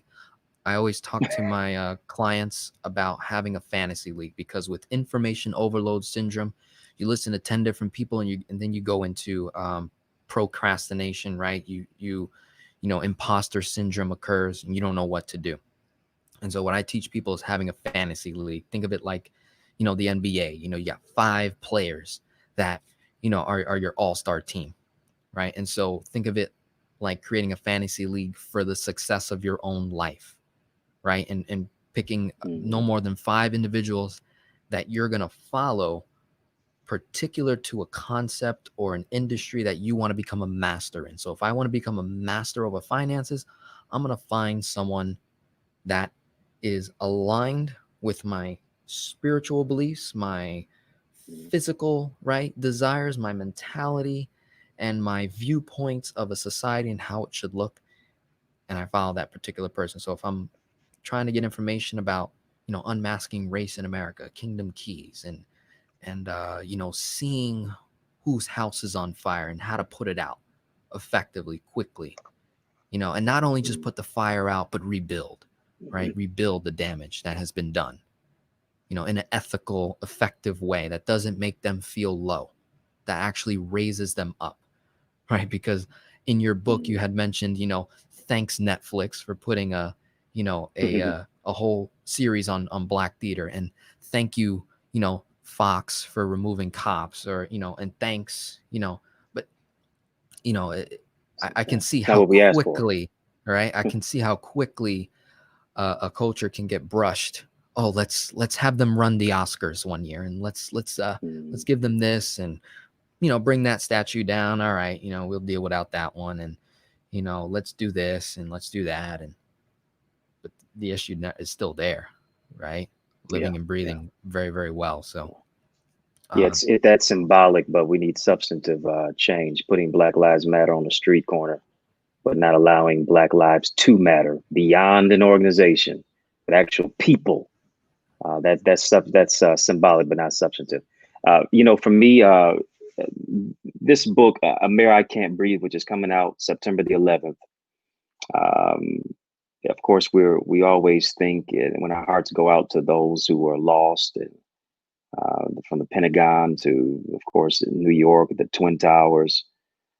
My hearts definitely go out to those individuals, and they were of all types of persuasions and ethnicities. And even the whole aspect of 9/11 being the fact of what Black people have always been in. People of color, there's always been a 9/11 moment. 9/11 has been an emergency moment, so to speak, for their lives. And so I really want to just talk about red, white, blue, Black lives, unmasking race in America. It's radical, it's relevant, it's revolutionary. So this is one of probably the most important book I have written outside of my first book, which I literally wrote with $1 and a dream to my name in a dorm room. And I was told I'd never go to college, much less go to community college. Guidance counselor told me to pick up a trade. She knew my favorite two classes in school were gym and lunch. I wanted to chase the girls in gym and then sit down and eat with them at lunch. Same lady told me I'd never go to college. I had to show up to my graduation from college. And so as I was writing, I was healing. My mother told me to write my first book, and I had some disdain and pain about how my father was in my life, never visited me one day in the hospital. And to grapple with, my sickness and wanting to hide it. And she told me the story I'm going to write is not for me, it's to empower somebody. And wrote my first book, Purposefully Prepared to Persevere, which I've repurposed, called How to Find the Can in Cancer. And without me writing that book, without me overcoming that obstacle and experiencing God's healing, and then also finding the strength on the inside of me, sometimes you don't know how strong you are until being strong is your only option. And so to live through dying places is the genesis to my journey. And that's taken me to writing books on purpose, on love, on relationships, on discovering your gift. But even now here, as we are in America with race relations, and I had to write it. This is some of my best work that I'm proud of. And it is ingratiating to everybody, but it also places a spotlight on Blacks and people of color in America. Thank you for that. So now I've been seeing some questions come in. Got a good one. This is from a client of mine, I believe. He says, Dr. Connor, says 2 black banks had to merge to form one representing 1 billion in assets. And I think the follow-up question might be, with all the intellectual and business acumen coupled with the 1.3 trillion in spending power or investing power, what you were talking about earlier, why do you think we still have a viable why do you think we still don't have a viable black bank that serves our needs, right? And this goes back to my point that idea that I had of using the church as a base to form your own banking system and copy what the Asians do, copy what Japanese people do, copy what the Jews do, right? The Jewish people, they don't go to the banks for loans. They go within their community. They get 0% loans, 1% loans. Same with the Chinese people and the Japanese people. Man, they've been doing this for centuries. They keep circulating the money from within. How do black communities follow that same system where you use the church as the base? Why do I say the church is a base? Because it's a government. It's a kingdom. Not only that, we're serving 2 kingdoms, right? We're serving the kingdom of heaven with God's influence here on earth. And then we're abiding by the laws of the land under which we live under, the US. But not only that, the church is a nonprofit organization. So many benefits of, being a nonprofit, and then being able to employ your kingdom citizens, being able to perpetuate your kingdom citizens to have them return. So when they produce children, they're ecstatic to come to church. They're not wondering, why am I coming here? Because if all you offer is words, right? Words is not enough. I need applied action. So if the church is able to provide life insurance and health insurance and employer pension plans and, investment portfolios, ideas, strategies, concepts, wisdom, business entrepreneurship classes, economic classes, all outside the system, right? The education system has failed the whole United States, not just black folk, but everybody.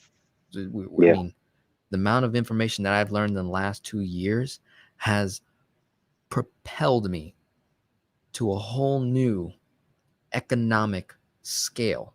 I'm already in the top 10%, and I'm only 24.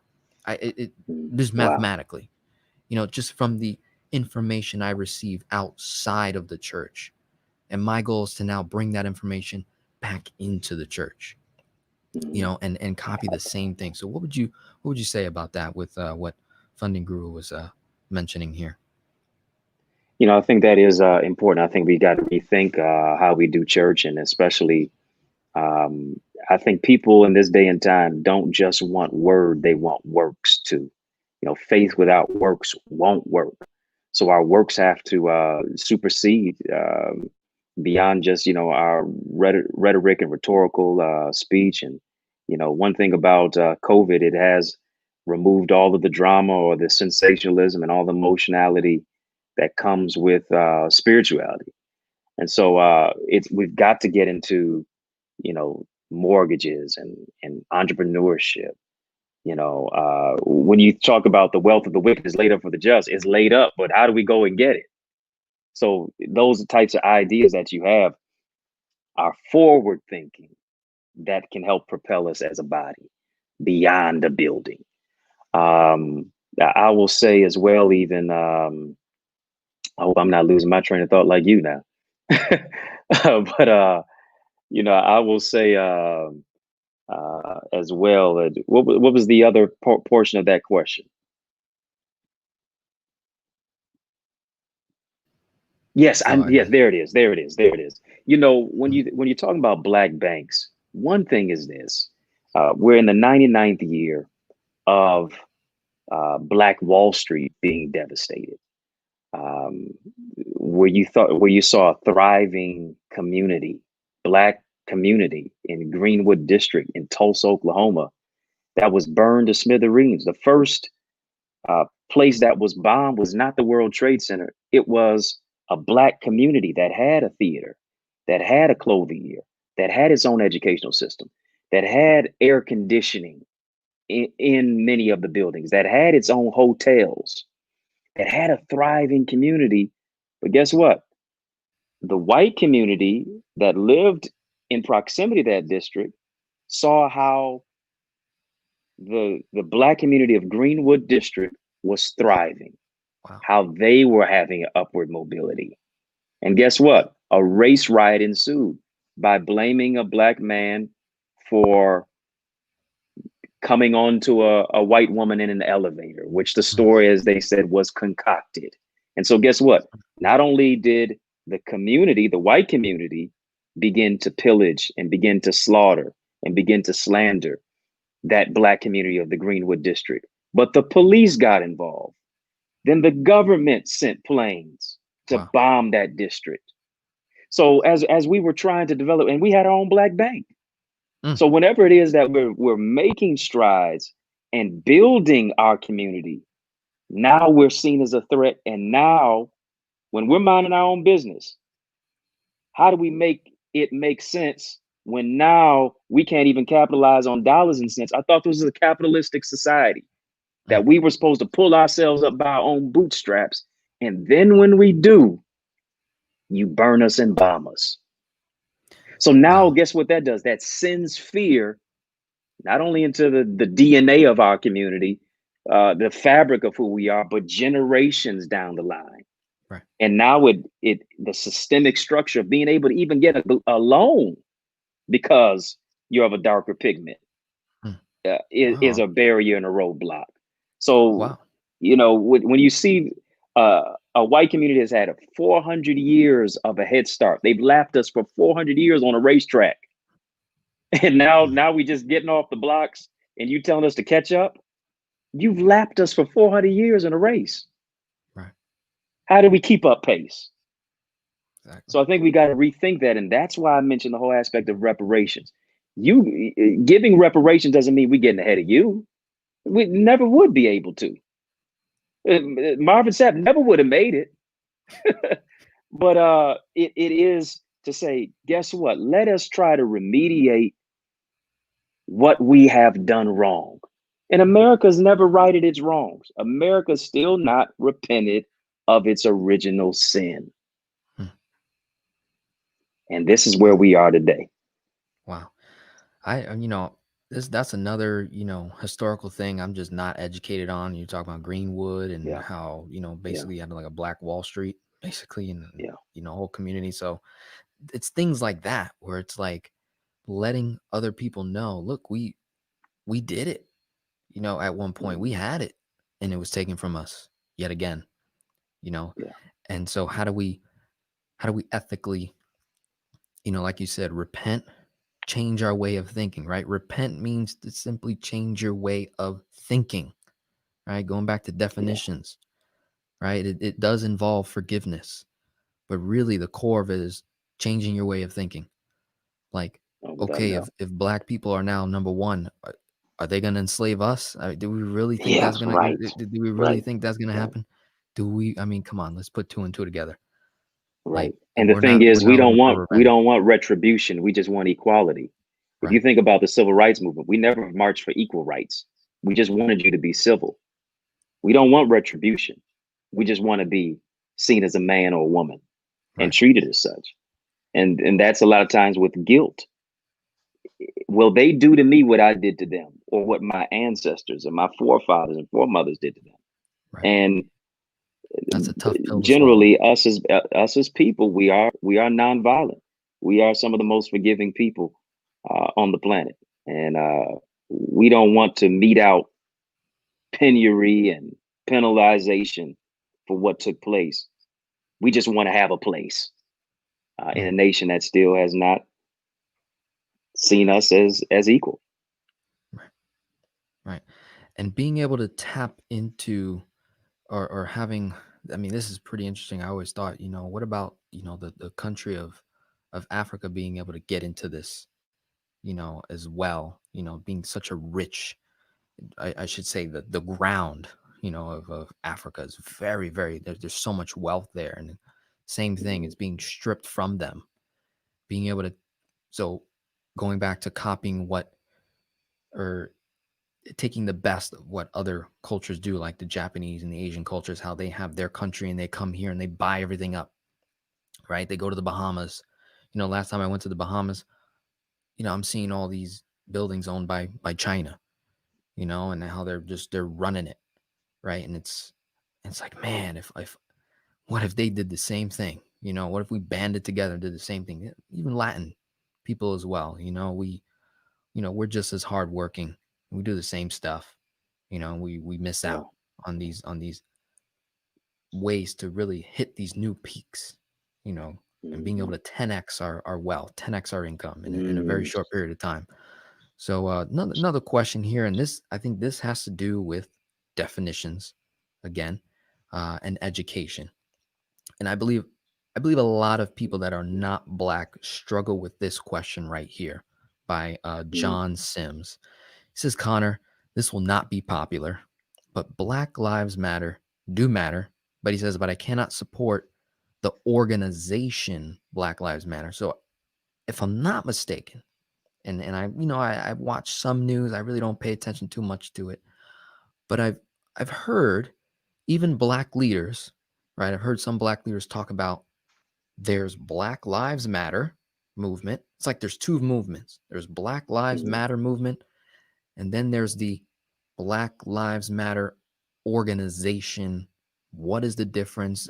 Would you be able to chime in on this to help us, your allies, your brothers and sisters, white brothers and sisters, Latin brothers and sisters?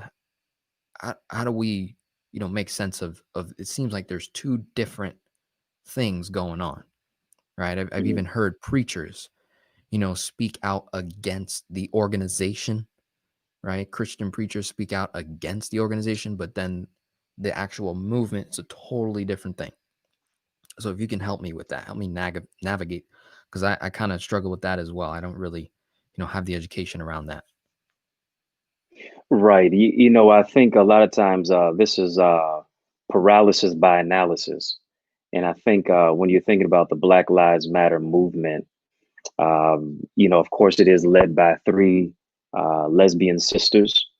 I'm not akin or have any knowledge of their background. There are some things on the website that many of us may not necessarily agree with. And, people have had conversation about the nuclear family or the removal of the man, whatever the case may be. And, the origin, much less the discontent of many vocal agitators will always part and parcel and try to pick it apart. But the thing is, can we at least agree upon the fact that our lives do matter? And in many cases, when you think about the Black Lives Matter movement, they're not saying Black lives are equal. And I think the question is, when will Black lives be considered equal? If we don't even matter yet, eh, it seems like we got a long way to go still after what Malcolm and Medgar and Mandela, from apartheid to the civil rights movement, fought for. that is still being undone, much less has not been able to cross over into that promised land. And so I think when you're really looking at the whole aspect of uh, even scripturally, Jesus forsook the 99 to go after the one. You mentioned even earlier today that your house may not be burning down, but somebody else's. You don't just say all houses matter, right? You focus on putting out the fire of your neighbor because it's a human thing, right? We know your life matters, but let's just bring clarity and conscience to the life that doesn't seem to matter. You don't go to a birthday party talking about, well, I had a birthday too this year.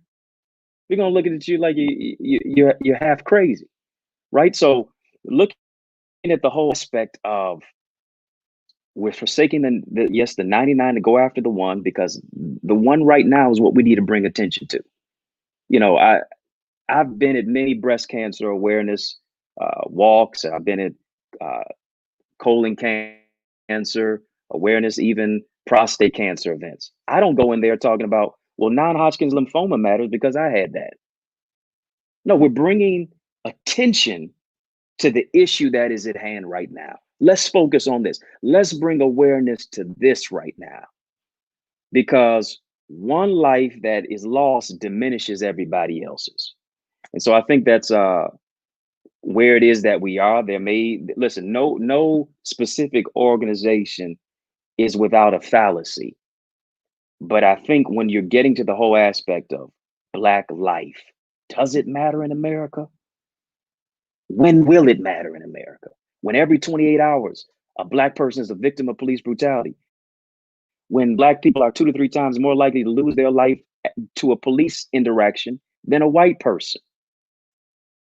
Can we deal with the whole aspect? Let's bring some call and attention to this issue right now because it's affecting the whole world and it is an infection. That is an abscess that needs to be taken care of. Yeah. I mean, I it's like I wish, the other side, even myself, as you're saying these different things and being able to comprehend it and say, okay, how do I, get involved and help, and not be demonized for it. You know what I mean? Yeah. And not, I mean, at the end of the day, Jesus told me to carry my cross. I know what that Mhm. meant. That meant I got to do Yeah. the same thing Jesus did, get crucified. That's the ultimate baptism right there. There's three types of baptism, right? You got public baptism, spiritual in the heart, and then you've got Mhm. that final sacrifice. What are you willing to die for, right? Absolutely. And, a lot of people have nothing to die for. So therefore they're not living. See, I truly believe that when you become a leader, it's not a step up, it's just, it's really a step down, right? And Right. not only not and I think I've heard that from you and Dr. Miles Monroe and other, people in my fantasy league that I, listen to and get information from. But this stuff is deep, man. So the fact that I gotta educate someone the difference between Black Lives Matter organization. Mhm.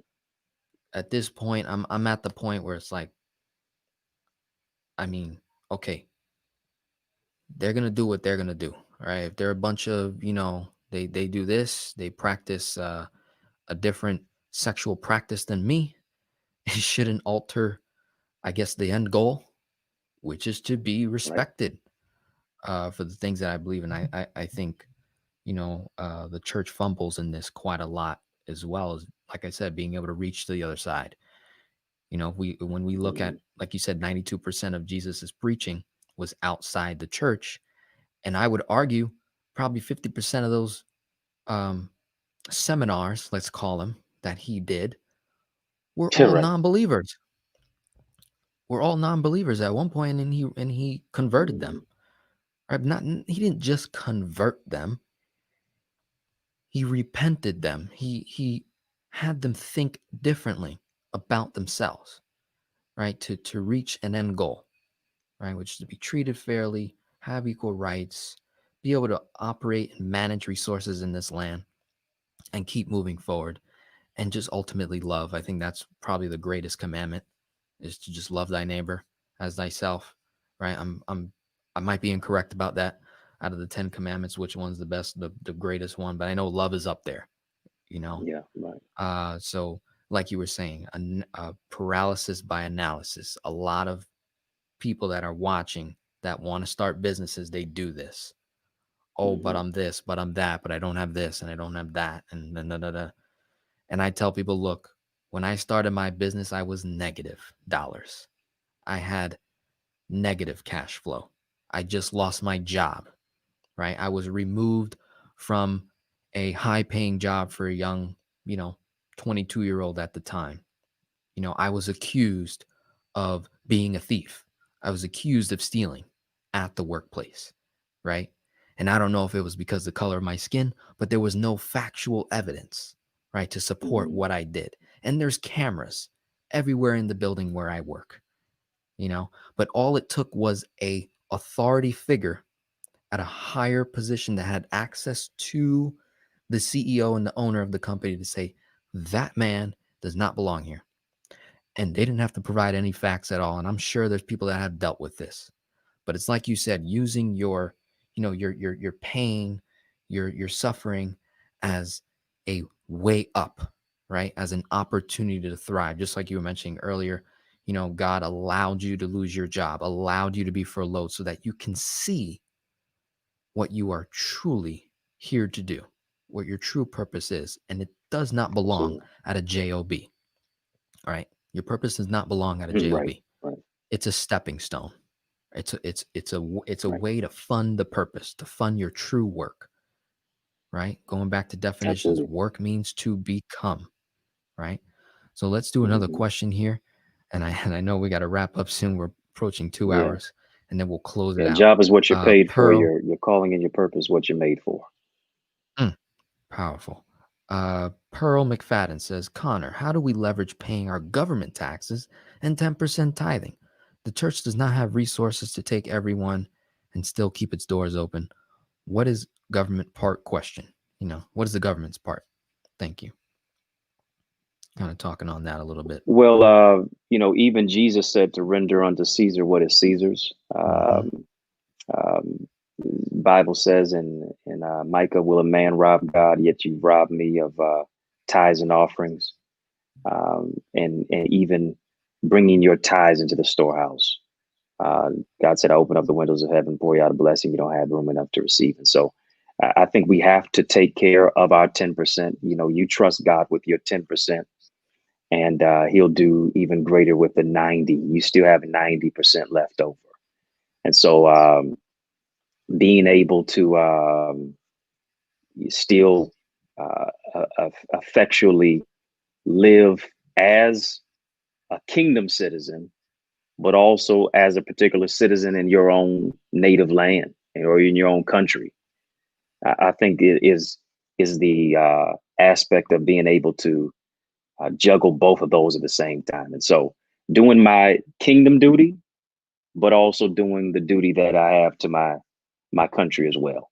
Um, I think those are two and key ingredients to be able to, unlock the keys of opportunity, but also stay out of what you might be locked into if you don't.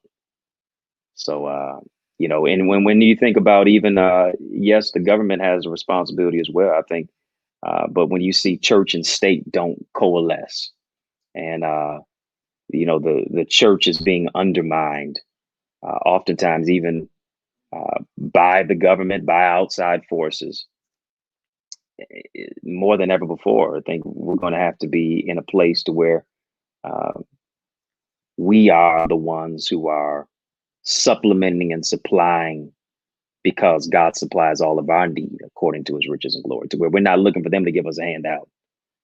We already have a hand and our heart to be able to be receptive to bless other people. Thank you for that. And to just to close out here, just share with people where they can find you, your book. I've already, I got the website going. As you can see here, you guys can go ahead and pre-order. Um, any closing remarks, anything you want to leave people with as actionable steps. I know someone had commented, hey, one or two things I could just go with today and start something, start working on, whether it's a business, a strategy, a way to help the other cultures, a way for me to get involved, and fight the good fight. Well, I think one thing, and even just to put a bow on what I was mentioning before, even with the tithing, Melchizedek mentioned that even in the Old Testament.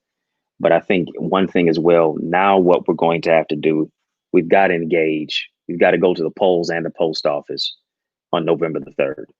And in many cases, we just might need to go straight to the polls, put on our masks, put on our gloves, and march to the polls and just do it old school versus whether it's absentee or mail-in vote. What they're saying is 22% of those votes that are mailed in will not be counted. So we're going to have to literally take our souls to the polls.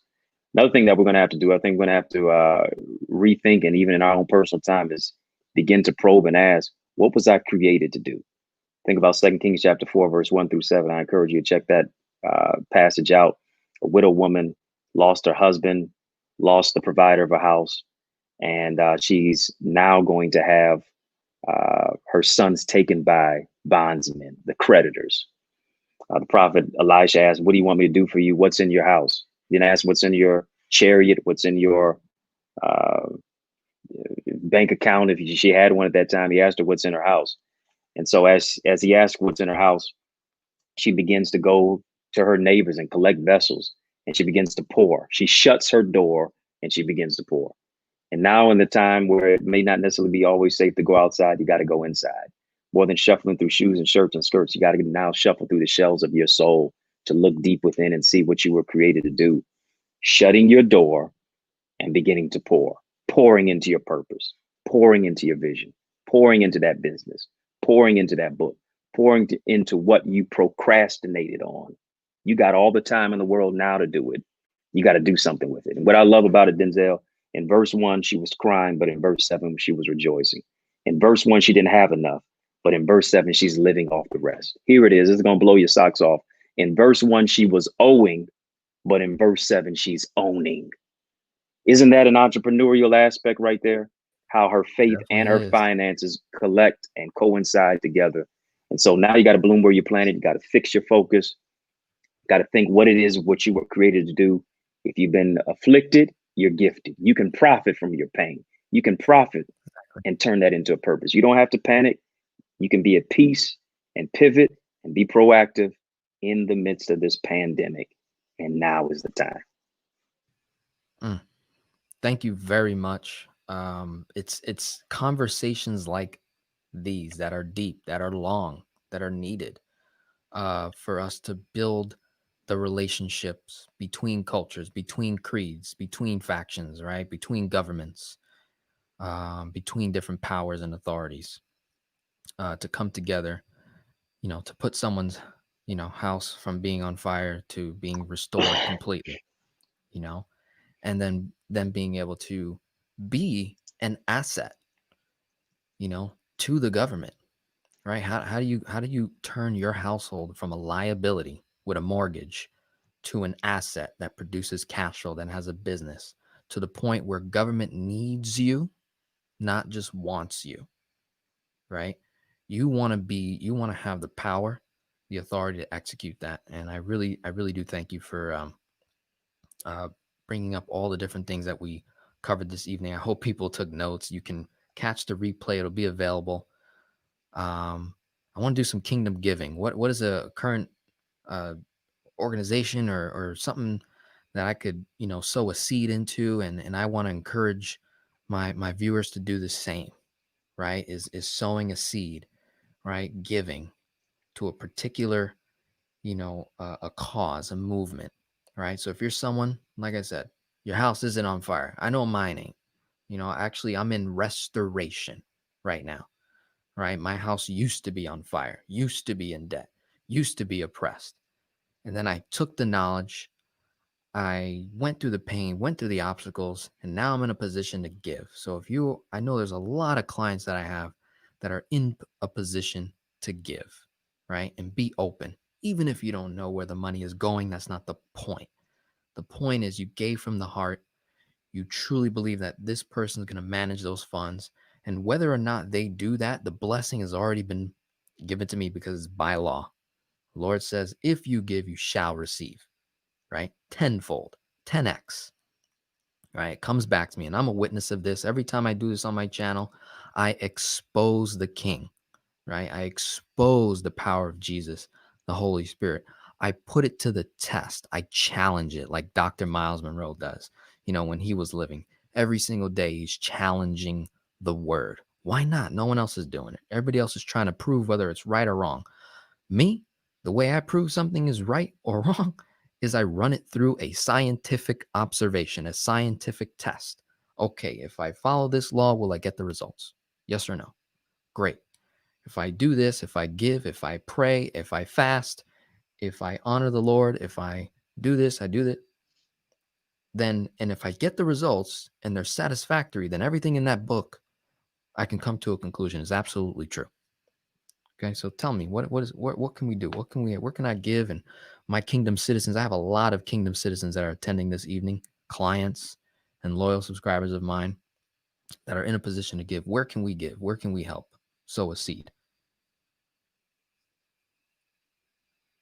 Well, yes, especially with proceeds for this book, um, going to be going to Breonna Taylor Foundation, woman who was on the front line, Black woman in Louisville, Kentucky, who worked a double shift the night before, was killed in her home.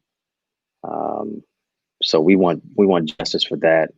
So proceeds from this book be going to that, but also even the Book to Books program, getting resources for our young brothers in the education field, whether it's books, whether it's just resources, especially now in the virtual space and place that they have to be in. There's a digital divide. They need laptops, they need iPads, not to just listen to music, but actually to download an ebook to get resources. And so if you can, feel free to donate tonight. I'm on Cash App, $, Eddie C, whether PayPal as well, even purchase a book, eddieconnor.com. You can get it on Amazon as well, Barnes and Noble. Available as an audiobook and ebook, physical copy as well. So no gift is too small, much less too great as well. And so, of course, appreciative for this time, the space and place to be able to share with you as a man of might, brother valor, and a incredible kingdom citizen. Really appreciate what you do and how you really speak truth to power and give clarity to people from any different persuasion who just have a mission to move their life forward. Awesome. Thank you for that. I really appreciate it. I'll go ahead and drop the Cash App and the website just so that people can see that on the replay. And we'll close it out here. I really appreciate it. We had someone that just gave $19.99, Angela Horton. I'll make sure that goes to the book. Let me see. Yeah, just put her up here. So I appreciate you. Angela Horton, send me an email or send Dr. Connor Eddie an email, and I'll cover the cost of that book. Just because you gave $19.99, I think the cost of the book is $19.11. Correct? Yes, right. Uh-huh. I'm It sure sure is. there's a message behind that number. Well, yeah. Primarily the last three. It's coming out on 9/11, Got it. and so $19.11. I wanted to try to make it as inexpensive as possible because I just want everybody just to get it into their hands. So. Mhm. Awesome. Well, I appreciate that. Appreciate your time. We'll close it out here. Thank you, everybody, for attending for 2 hours and staying engaged. The whole time. I mean, we went from in the beginning it was about 100, and then it stood nice and clear about 150, 175 people. So you can tell people are engaged, people are watching, people are commenting, people are emotional, and I want you Yeah. to emotionally express yourself. About how you feel and not feel like you're going to get attacked, because that's not what we do in the kingdom. We hear each other, we listen, we execute authority, we take action, we solve problems. That's what a kingdom does. It solves problems. The king solves problems and help people grow. So thank you so much. God bless. Thank you, Connor. We'll close it out here. Appreciate you.